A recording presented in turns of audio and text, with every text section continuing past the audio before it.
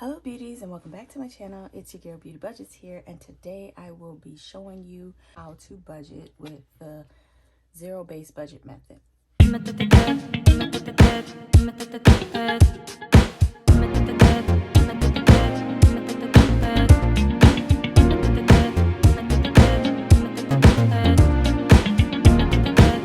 If you're new to my channel, I give out jobs. My job is to be open, honest, and transparent, share much of my budgeting tips as I can, and to be supportive on your channel when I can, however I can, and you get a job. That's right, you get a job over here. Your job will be to like, comment, and subscribe. And if you like what you hear, go ahead and hit that notification bell so you'll be notified when I post my next video. Now go ahead and do your little job. Do your little job. You don't want to lose this little job. You about to lose your job. You about to lose your job. Get this dance. You about to lose your job. You just got this job by showing up to my channel today. So make sure you go ahead and do your little job. Please, please, please, please, please. Thank you. Okay. So as some of you may know, I am starting over with this system. So I thought might as well explain it for all the people that may be new on my channel and don't really know what the zero-based budget system is. So this is the cash stuffing zero-based budget system. So when you get paid every Friday or every 2 weeks or every once a month, you create a plan prior to the money actually hitting your account. So you're going to create a budget and make sure that every dollar that's going to hit that account is accounted for and has a job or a place to go. When I first started, I did that with pen and paper. Now that I'm created a budget binder to do this type of things, I have it labeled out for by month. It's pretty much blank. You can insert all of the dates and all of your calendars and paychecks and everything however you want. But yes, so I have budget sheets in here as well. This budget planner is available on my Etsy if you need a digital one. I also have some digital downloads of just like the budget page itself. If you just want to start simple, I believe it's $1 or $2, and then you just can print unlimited amounts of budget sheets. I also have budget books on paper available on my Etsy as well, and they have monthly calendars, budget sheets, and everything here. So that's another way that you can budget. But again, pen and paper works, and you can just write it down by hand. So what you need to do is figure out the total amount. The way my budget sheet works is you can do a budget amount, like what you think you're gonna make, and then what you actually made and what you actually put is on this side. What I have done is in the black is the total amount that I think I'm gonna make for the month, so that each paycheck I realize, because me and my husband, we get paid every other week, so every week we're going to be doing a budget. I only need to save up a quarter of everything. So if my goal for the month is to save $100, I only need to save up $25 each paycheck to meet this goal. So that's what I did with this side, is to put my monthly goals there, and then over here is going to be my weekly paycheck. So first you start with your actual amount, so how much you're going to get in that check. And then you're going to start with your fixed expenses. So fixed expenses are things that you have to pay, like that they're not going to change. They're your bills. So that including rent, utility bills, gas bill.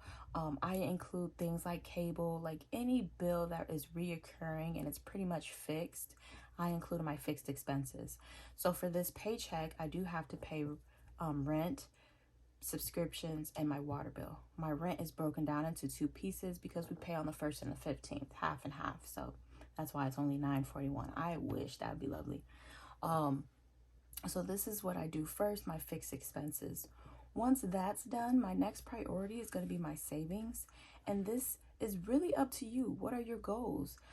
Set a goal for 1 year. Say you want to save $1,000 for 1 year. Then every month you need to save $100. And then every paycheck you need to save $25 if you get paid every week, or $50 if you get paid every 2 weeks. So set a goal for yourself for 1 year, and then that's how you can decide how much you should put to that. Now, if your account, if your paycheck is not going to cover your actual goal, so I would say start with your goals first, put it all in, and then say you tally everything up and your paycheck for that week or that month is not going to cover it, then scale back a little bit. Just do what's in within your paycheck. And then realize that, you know, maybe you should pick up a couple side jobs or find a side hustle or something. If you really can't meet your goals with the paycheck that you have, then you just need to figure out how to make more money, or just figure out how to live within that paycheck for a while, because you'll find that if you start finessing your money a certain way, it's pretty doable at any amount. I did a budget living off of, what was it, a $1,800 paycheck a month. Was it a month? I think so. Yeah.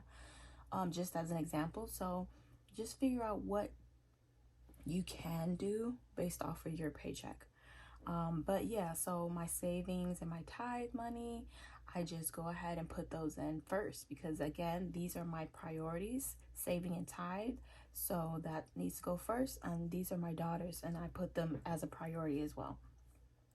So once you take out your bills and your savings money, then you have money to go, whatever's left is going to go to your cash envelopes, sinking funds. So cash envelopes is going to be the money that you're going to carry in your wallet. If you're bad at using that debit card for just swiping and swiping, sometimes it's better to just have the cash in your wallet and then know that once it's gone, it's gone. So things that you might want to carry around in your wallet is your food money, gas money, grocery money, some fun money and things like that. So you know, okay, eating out money, I only have $10 left. You know, everybody's getting a McDouble from McDonald's because that's all we have left, you know. And you just stay within that perimeter of what is in there.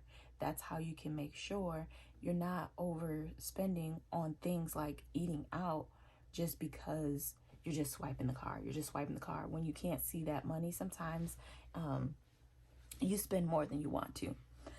So budget for everything that's going to go in your cash wallet. And then lastly are just going to be a few saving goals. So these are going to be extra things that you have to prepare for, but they don't really happen on a daily basis. Maybe it's more of a yearly basis. So every year you go somewhere for your anniversary, so you might as well start saving for it now. You might as well start saving for Christmas now. If you can do $5 a paycheck, that's great. If you can do $10, whatever you can do, set a goal amount again. Set a goal amount of how much you want to save and how much you want to spend on Christmas, and then start breaking it down by 12. Divide that by 12 if you get paid every month. Divide that by 26 if you get paid every 14 days, you know, or so on and so forth. So really just try to figure out what you need to do to get to the goal by your year. And again, like I said, each number is going to be different. There is no magic starting number. It's just all based on your income. So you can't go by my numbers because, one, we don't have the same goals. Like, a lot of people may pay more to, like, if my mom, for an instance, she already has a home, so she's not going to be have a huge down payment fund. Her fund may be more for clothing, you know, because she already has her home, she already has it decorated. So a lot of the things that I have here, she won't need. So she might spend more money towards clothing because she loves shopping, she loves clothes. So she might save more for that than I do. And I'm, you know, really trying to hit down payment heavy. So definitely can't help you with your exact numbers, but just really think about your goals and think of sinking funds as many saving goals, okay? And then lastly, what I do is I had just started saving for debt. So I have my regular credit card payments each month of what they're going to be. So in total, I owe $406 for credit card payments. For this paycheck, it's going to be $7 because I have one that's due. And then if I can ever do any extra to that, so that I can pay some credit cards off early, I'll put that in as well. So if you want to add debt down here, you can do that as well. And then by the end of this, once I do all of my totals, everything should come out to 0. So once I add up everything, it's going to be 0. No money is unaccounted for. And if there is, say you still have $10, you don't know what to do with it, then you can leave that in your account as a buffer. So that's just going to be if maybe something comes out that you forgot about, like your Hulu account comes out $7.99 and you forgot, at least you have those $10 there to use to pay that Hulu account. So that sometimes it is good to have a little bit of a buffer in your account. And if you don't spend it, great. And then you could just let that keep adding up, just in case there are any big expenses that you forgot about.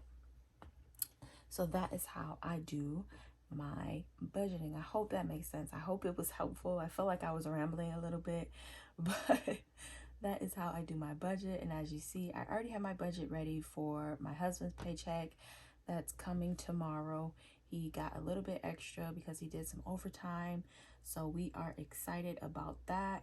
And these are all of my numbers here. Alrighty. I love you guys as always for watching. Thank you so much for watching. And until next time, peace. Bye.